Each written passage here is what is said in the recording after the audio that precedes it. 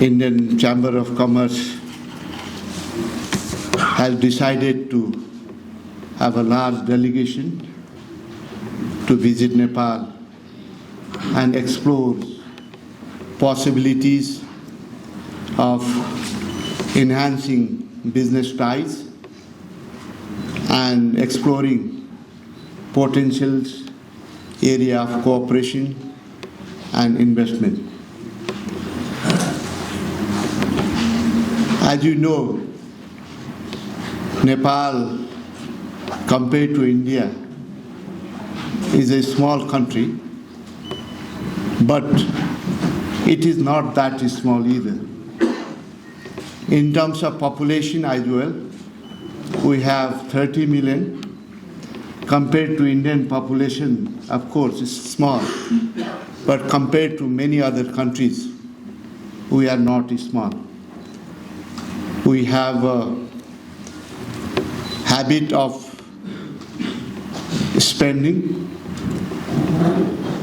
Nepali people like to spend compared to many other countries with comparable income. In that sense, Nepal itself has a good market, but at the same time, we'd like to see more investment coming to Nepal in the field of education, health, hydropower, and other related green energy investment. IT is another emerging sector in Nepal.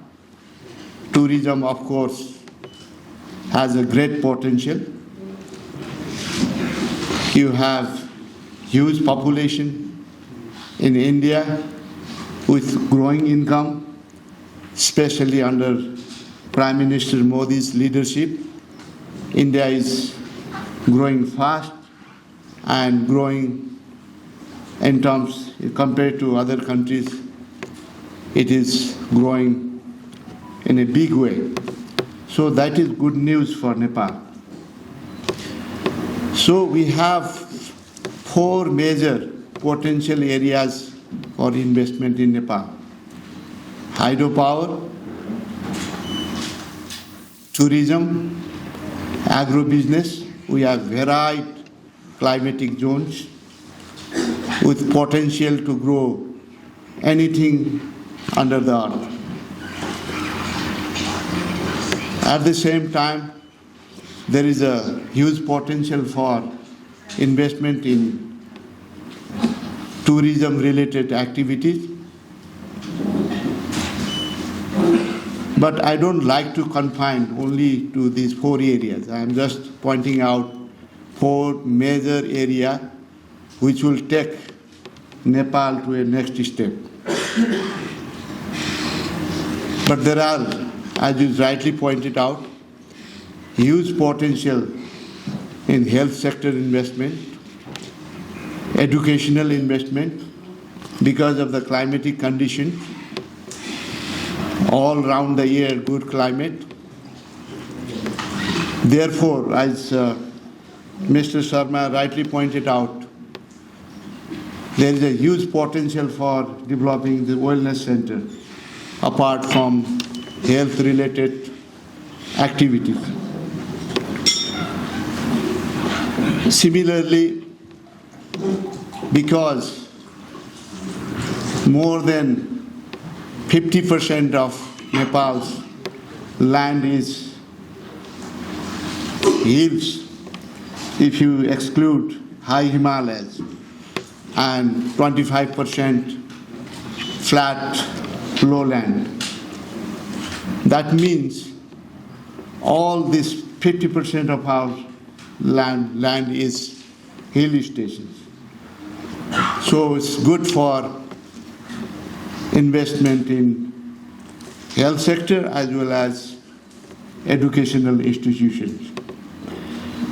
So we'd like you to explore all these areas for investment in Nepal and take our message to your colleagues and friends who may not know Nepal that well. And sometimes there is many misgivings about Nepal as well. Is Nepal stable politically? Is there a good business climate favorable for investment? I will say with confidence that Nepal is, in terms of favorable business climate as well, we are second in South Asia. So we will do better in coming days with a new constitution in place, democratic constitution in place, inclusive constitution in place. I am confident that in coming days our business climate will increase. It will be better in coming days. And we are changing and reforming many outdated laws which are not conducive to investment. So in coming April 28, 29, we are hosting investment summit in Nepal. And before that date, we are working on ways and means to improve investment climate in terms of our laws, in terms of our regulation, in terms of our behavior towards investors. We'll make sure that whatever complaint there may be, we'll remove that. Therefore, we encourage you, and through you, to business and investor in India to look for long-term investment in Nepal. As you know, our almost 2/3 of our trade takes place between India and Nepal, our export as well as import. So we are great trading partner.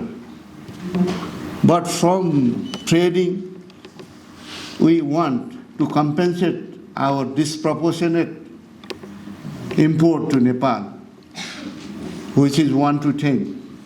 1 export, 10 import. So we'd like to see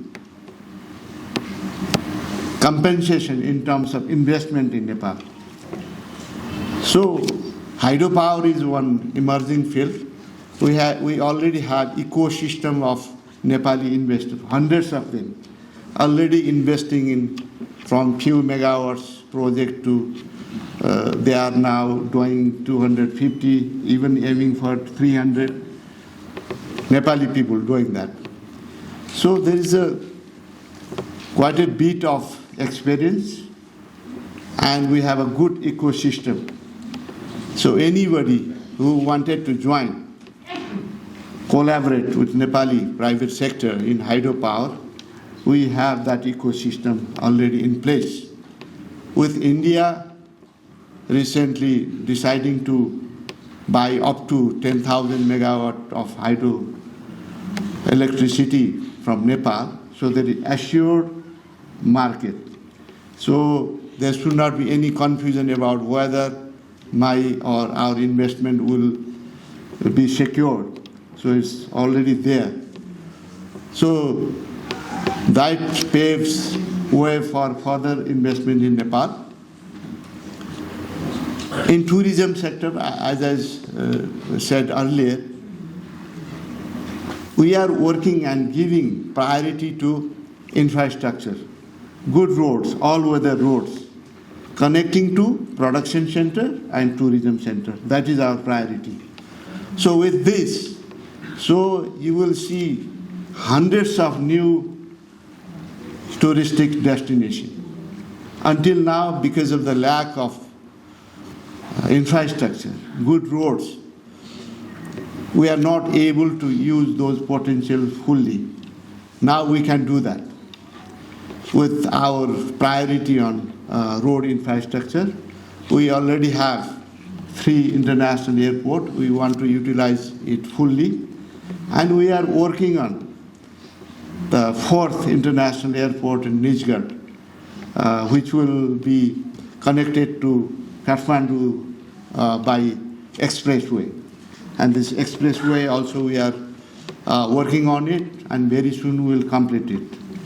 So with this, I think accessibility to Nepal will increase greatly. With that also, the cost of doing business will go down.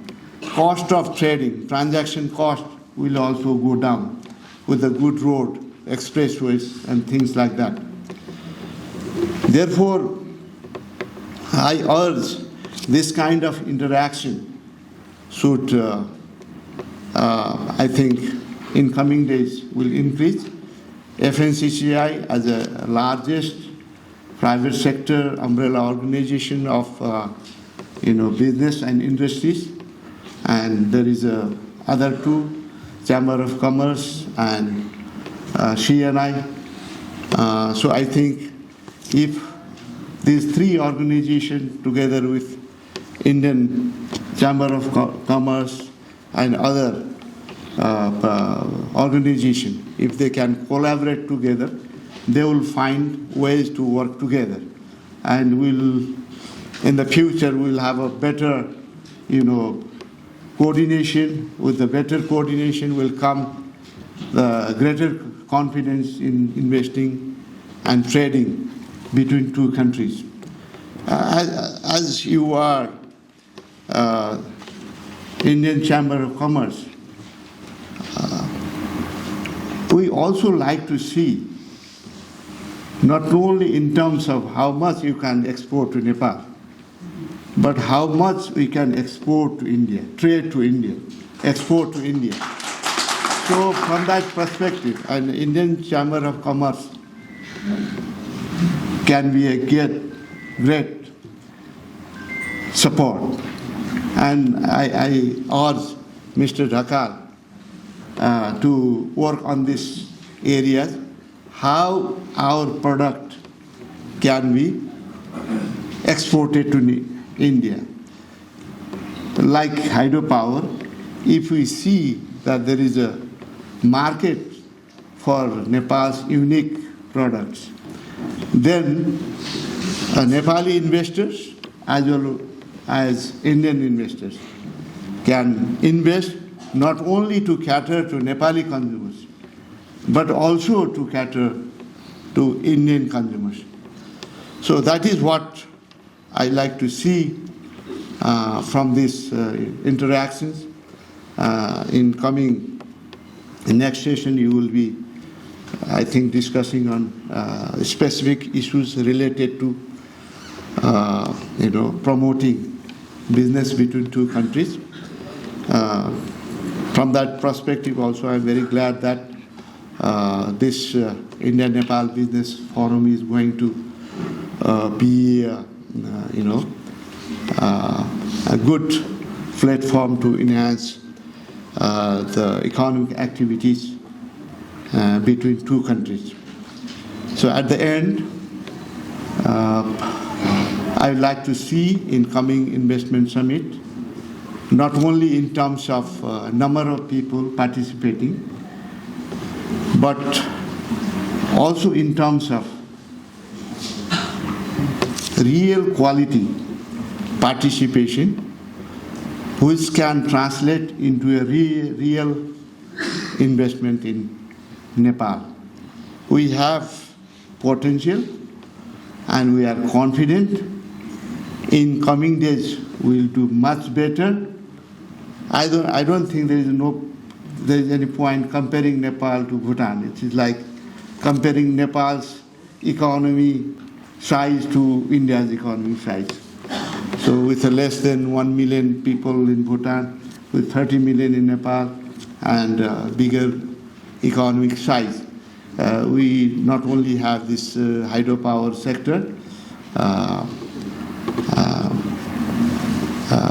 which will contribute to our economic growth, but also many, many other areas of potential investment.